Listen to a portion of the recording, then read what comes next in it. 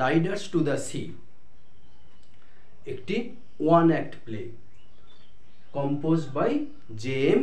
সিঞ্জ। আমাদের যে এইচএসের নতুন সিলেবাস প্যাটার্ন তৈরি হচ্ছে, যেটা এই বছর থেকে চালু হচ্ছে, সেখানে সেমিস্টার ওয়াইজ সিলেবাস এসেছে। থার্ড সেমিস্টারে একটি নাটক দেয়া আছে, ড্রামা, যেটির নাম রাইডার্স টু দ্য সি। এটি একটি ওয়ান অ্যাক্ট প্লে। এটি লিখেছেন কে? জে.এম. সিঞ্জ। একটি গুরুত্বপূর্ণ ড্রামা বা নাটক। আজকে আমাদের আলোচনার বিষয় এই রাইডার্স টু দ্য সি। যাই হোক, আলোচনার আগে আমি তাদের কাছে অনুরোধ করব, যারা আমার চ্যানেলে নতুন, যদি ইউটিউব থেকে দেখে থাকো তাহলে অবশ্যই চ্যানেলটিকে সাবস্ক্রাইব করে নিও, আর যারা ফেসবুক থেকে দেখছো অবশ্যই চ্যানেলটিকে ফলো করে রেখো। যাই হোক, কথা না বাড়িয়ে শুরু করি। এই যে Riders to the C, JM. সিঞ্জ, এই জে.এম. সিঞ্জ তার পুরো নাম কি? জন মিলিংটন সিঞ্জ। ইনি একজন আইরিশ ড্রামাটিস্ট। তিনি 1871 খ্রিস্টাব্দে জন্মগ্রহণ করেছিলেন। এই আইরিশ ড্রামাটিস্ট তার ছোটবেলা থেকেই একটু ইচ্ছে ছিল যে আইরিশ কালচার অ্যান্ড হেরিটেজ এসব নিয়ে একটু চর্চা করার, সে বিষয়ে তার ইন্টারেস্ট ছিল। কিন্তু তিনি সেভাবে ঠিক করে উঠতে পারছিলেন না যে ঠিক কোন পেশায় নিজেকে নিযুক্ত করবেন, কোন পেশা নিয়ে নিজের ক্যারিয়ারকে চালিয়ে নিয়ে যাবেন, ঠিক সিদ্ধান্ত নিতে পারছিলেন না। এদিক ওদিক ঘুরে বেড়াচ্ছিলেন। একবার ফ্রান্সে গেলেন, তারপর প্যারিসেও ঘুরেছেন কিছুদিন। এরকম সময় যখন ইউরোপে ঘুরছেন, তখন হঠাৎ করে 1898-এ তার সাথে দেখা ডব্লিউ.বি. ইয়েটস। তোমরা জানো, মহান কবি। তার সাথে দেখা। ডব্লিউ.বি. ইয়েটস তখন তাকে সাজেস্ট করলেন যে তুমি এইরকমভাবে ভবঘুরে জীবনে ব্রতী না হয়ে তুমি যাও, আয়ারল্যান্ডের আরান আইল্যান্ড আছে, সেই আরান আইল্যান্ডে তুমি যাও, ওখানে গিয়ে কিছুদিন সময় কাটাও, ওখানকার মানুষের জীবন জীবিকা সম্পর্কে বোঝার চেষ্টা করো, আর তারপর লেখালেখিতে মনোনিবেশ করো, দেখবে তোমার সাফল্য অবশ্যই আসবে। আর ঠিক যেমনটি ডব্লিউ.বি. ইয়েটস বলেছিলেন, ঠিক তেমনটিই হলো। তিনি 1898-এ আরান আইল্যান্ডে গেলেন, তারপর সেখানে থেকে গেলেন, সেখানকার মানুষের জীবন জীবিকা সম্পর্কে বুঝলেন। বুঝেই তিনি 1903 পাবলিশ করলেন এই রাইডার্স টু দ্য সি। এই রাইডার্স টু দ্য সি এই নাটকটি পাবলিশ হয়েছিল 1903। কোথায় পাবলিশ হয়েছিল? সামহেন এই একটা ম্যাগাজিন, সামহেন নামক ম্যাগাজিনে পাবলিশ হয়েছিল। এই ম্যাগাজিনটাও কিন্তু ডব্লিউ.বি. ইয়েটসের ছিল। যাই হোক, সেখানে সেটা পাবলিশ হলো। তারপর 1904-এ প্রথম সেটা মঞ্চস্থ হলো, ড্রামাটাইজ হলো।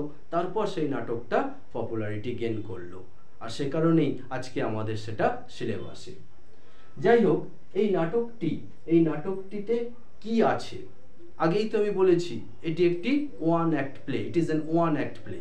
কারণ যে সময় সিঞ্জ লিখতে শুরু করলেন, তার আগে তো শেক্সপিয়ার একদম নাটকের জগতে উজ্জ্বল নক্ষত্র হয়ে আছেন। কিন্তু শেক্সপিয়ারের সময় থেকে এটা অনেক পরে। সেই সময় মানুষ কিন্তু আস্তে আস্তে আধুনিকতার দিকে পৌঁছাচ্ছেন, ব্যস্ততার জীবনে পৌঁছাচ্ছেন। সেজন্য আস্তে আস্তে মানুষ ওই সময়ের ব্যস্ততার কারণে অত 5 অঙ্কের নাটকের দিক থেকে মুখ ফিরিয়ে নিতে শুরু করলেন। আর সে কারণেই ড্রামাটিস্টরা ওয়ান অ্যাক্ট প্লে লিখতে শুরু করলেন, যাতে করে সেটা দর্শকদের মনোগ্রাহী হয়। সেই জন্য এটিও একটি ওয়ান অ্যাক্ট প্লে। এটি আরান আইল্যান্ড, এই যে আরান আইল্যান্ড, আয়ারল্যান্ডেরই আরান আইল্যান্ডের একটি একেবারে মধ্যবিত্ত বা গরিব পরিবারই বলা যায়। সেই পরিবারের প্রধান হচ্ছেন মারিয়া, তাকে নিয়ে এই নাটক। মারিয়া তার ওই পরিবারের একজন বৃদ্ধা, যথেষ্ট বয়স্ক বিধ্বস্ত একজন মহিলা। তার পরিবারে এই মুহূর্তে 2 জন কন্যা, ক্যাথলিন আর নোরা। ক্যাথলিন আর নোরা এই দুইজন কন্যা আছে, ক্যাথলিন আর নোরা। ক্যাথলিন বড়, নোরা ছোট। আর তাদের এক দাদা আছে বাটলে। এই নাটকের চরিত্রগুলো। আরও কিছু চরিত্র আছে, যাজক আছে, আরও কিছু মেন উইমেন তারা আছে, কিন্তু তারা অতটা গুরুত্বপূর্ণ নয়। এই চরিত্রগুলোই মুখ্য চরিত্র, এদেরকে নিয়েই নাটক। সেই পরিবারে তারা বাস করছে, কিন্তু মরিয়া তার জীবনটা কিন্তু খুবই খুবই খুবই দুঃখের। তিনি একজন বিধ্বস্ত বয়স্ক মহিলা। তিনি জীবনে যা কষ্ট পেয়েছেন সেটা জাস্ট আমরা হয়তো কল্পনা করতে পারবো না। একজন মহিলা, তার পরিবারে 6 জন পুরুষ সমুদ্রে ভেসে গেছেন, সমুদ্রে চলে গেছেন। পুরোপুরি সেই সংসারটা, যেখানে 6 জন পুরুষ ছিল, তার শ্বশুর মশাই, তার স্বামী এবং 4 সন্তান, 4 পুরুষ সন্তান, প্রত্যেকেই সমুদ্র তাকে গ্রাস করেছে, তাদেরকে গ্রাস করেছে এবং তাকে, তার সংসারকে পুরুষ শূন্য করে দিয়েছেন। তাহলে বুঝতেই পারছো তার সেই মহিলার অবস্থাটা কিরকম। তার সঙ্গে 2 মেয়ে ক্যাথলিন আর নোরা, তাদেরকে নিয়ে বসবাস করতে হচ্ছে, তাদের জীবন কাটাতে বাধ্য হচ্ছে এই অবস্থায়।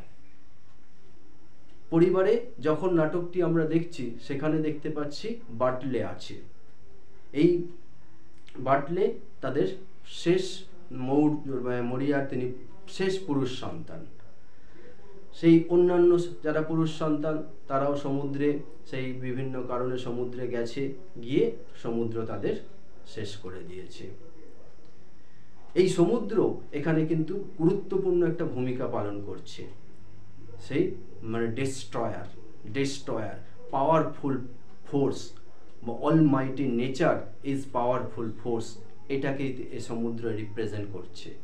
এই সমুদ্রটা আসলে কি, এটা একটু জেনে রাখবে, এটা আটলান্টিক ওশিয়ান, তার মাঝেই এই আরান আইল্যান্ডটা। যাই হোক, বাটলে, তার আগে তার দাদা মাইকেল, সে সবেমাত্র বেরিয়েছে, আর জানা গেছে যে মাইকেলও নাকি সমুদ্রে দূরে উত্তর দিকে কোথাও মারা গেছে, এবং তার সেখানে কবরস্থ তাকে করা হয়েছে ঠিকঠাক করে। সেটাও তারা বলছে যে ঈশ্বরের সহায় যে তাকে ঠিকঠাক কবরস্থ করা হয়েছে। এবং তার একটু জামা, একটা মোজা এইরকম পাওয়া গেছে, যেটা ক্যাথলিন আর নোরা এরা পরীক্ষা করে দেখছিল যে সেটা মাইকেলেরই কিনা। তারপর তারা দেখলো যে হ্যাঁ, সেটা মাইকেলেরই। তখন তারা তাদের মায়ের কাছে সেই বিষয়টা চেপে রাখতে চাইলো। কেন? কারণ যে সময় এই খবরটি এসেছে, সেই সময় আবার তাদের শেষ ভাই বাটলে, সে কিন্তু আবার সমুদ্রের উদ্দেশ্যে, বা সমুদ্রের পাড় দিয়ে আবার অন্য দেশে যাচ্ছে, একটা বাজারে যাচ্ছে, সেখানে ঘোড়া বিক্রি করার জন্য। সেই ঘোড়া বিক্রি করতে যাওয়া, সেখানে যাওয়ার সময় অদ্ভুত রকম একটা দৃশ্য মরিয়া দেখেছিলেন। মরিয়া যখন সমুদ্রে বাটলে যাচ্ছে, মরিয়া কিন্তু চেষ্টা করেছিল তাকে বাধা দেওয়ার, কিন্তু বাটলে কোনোভাবেই তার কথা শোনেনি। তাকে বাধা দিলেও সে বেরিয়ে গিয়েছিল। এবং শেষ পর্যন্ত যখন সে চলে যায়, মরিয়া তার মা হয়েও তাকে কিন্তু আশীর্বাদ করতে পারেনি, তার জন্য শুভ কামনা জানাতে পারেনি। সেই জন্য হয়তো ক্যাথলিন নোরা তাকে তিরস্কৃত করেছিল, তাদের মাকে অপমান করেছিল, কথা শুনিয়েছিল। এবং পরবর্তীকালে ক্যাথলিন নোরার পরামর্শ মতো একটা কেকের টুকরো নিয়ে বাটলেকে দেওয়ার জন্য তার মা এগিয়ে যায়, নিচে গিয়ে যখন তাকে বাটলেকে শুভ কামনা জানাবে বলে যায়, তখন মরিয়া এমন একটা দৃশ্য দেখেছিল যেটা কিন্তু এই নাটকের একটা গুরুত্বপূর্ণ অংশ। সেখানে দেখা গিয়েছিল যে একটা লাল ঘোড়ায় চড়ে বাটলে যাচ্ছে, আর বাটলের পেছনে পেছনে একটা টাট্টু ঘোড়া যাওয়ার কথা ছিল। মরিয়া অদ্ভুত রকমভাবে দেখলো সেই টাট্টু ঘোড়ায় মাইকেল, সুন্দর নতুন পোশাক জুতো পরে মাইকেল ছুটছে তার পেছনে পেছনে। এই দৃশ্য দেখে মরিয়া কিন্তু চমকে গিয়েছিল, ভীষণভাবে চমকে গিয়েছিল। প্রথম দিকে ক্যাথলিন, নোরা এরা বিশ্বাস করতে চায়নি, কিন্তু যখন এই নিয়ে আলাপ আলোচনা চলছে, তখনই দেখা গেল যে মাইকেলের বডি এই বাটলের বডি তাদের ঘরে প্রবেশ করছে। তারপর যা হয়, তাদের সেই সংসার পুরো ধূলিসাৎ হয়ে গেল। কিন্তু তাদের সহ্য করা ছাড়া, মেনে নেওয়া ছাড়া উপায় নেই। সেই মা মেয়ে তারা সকলে মিলে বাটলেকেও ওদের যে খ্রিস্টানদের রীতি রেওয়াজ, সেই রীতি রেওয়াজ অনুযায়ী তাকে কফিন বানিয়ে সুন্দরভাবে কবরস্থ করা হলো। এইরকম একটা হতভাগা পরিবার, একটা খুব করুণ পরিবারের খুব করুণ একটা দৃশ্য নাটকের মধ্য দিয়ে তুলে ধরা হয়েছে। এবং মারিয়া যে বলা যায় যে একটা বিধ্বস্ত মহিলা, এবং তার সহ্য শক্তির সীমা, চরম সীমায় পৌঁছে গিয়ে তিনি সব কিছু সহ্য করেছেন এবং তার শেষে তার সন্তানকে বিদায়ও দিয়েছেন সেই পবিত্র জল ছিটা দিয়ে। এই নাটকের মধ্য দিয়েই ওই আরান আইল্যান্ডের মানুষদের যে জীবন জীবিকা, যে দুর্বিষহ করুণ জীবন জীবিকা, সেটাকেই কিন্তু তুলে ধরা হয়েছে এই নাটকের মধ্য দিয়ে। এই নাটকটায় তোমরা দেখতে পাবে যে এই নাটকটায় অদ্ভুত রকম একটু ইংরেজি ভাষা ব্যবহার করা হয়েছে, যে ভাষাগুলো সাধারণত আমরা ইংরেজিতে দেখতে পাই না। সেটাই মনে হতেই পারে যে তোমাদের কেন এরকম ভাষা ব্যবহার করা হয়েছে। অ্যাকচুয়ালি জেএম সিঞ্জ হয়তো ডব্লিউ.বি. ইয়েটসের কথা মতোই জেএম সিঞ্জ ওখানকার রিজিওনাল ল্যাঙ্গুয়েজ ব্যবহার করেছেন। আমাদের বাংলায় যেমন বিভিন্ন জায়গায় বিভিন্ন রকম ভাষা আছে, আঞ্চলিক ভাষা আছে, ইংরেজিতেই কেন থাকবে না, সেখানে তাদেরও যে রিজিওনাল ল্যাঙ্গুয়েজ, সেই রিজিওনাল ল্যাঙ্গুয়েজটা এখানে প্রয়োগ করা হয়েছে।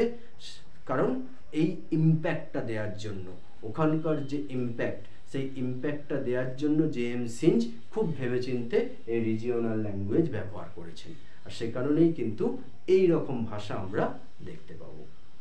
যাই হোক, আমি এই কাহিনীর মধ্য দিয়ে কিন্তু তোমাদের পুরো নাটকটা সম্পর্কে খুব সংক্ষেপে গল্প তুলে ধরলাম এবং জেএম সিঞ্জ সম্পর্কেও কিছু পয়েন্ট তুলে ধরলাম, যেগুলো তোমাদের শর্ট কোশ্চেনে কাজে লাগবে।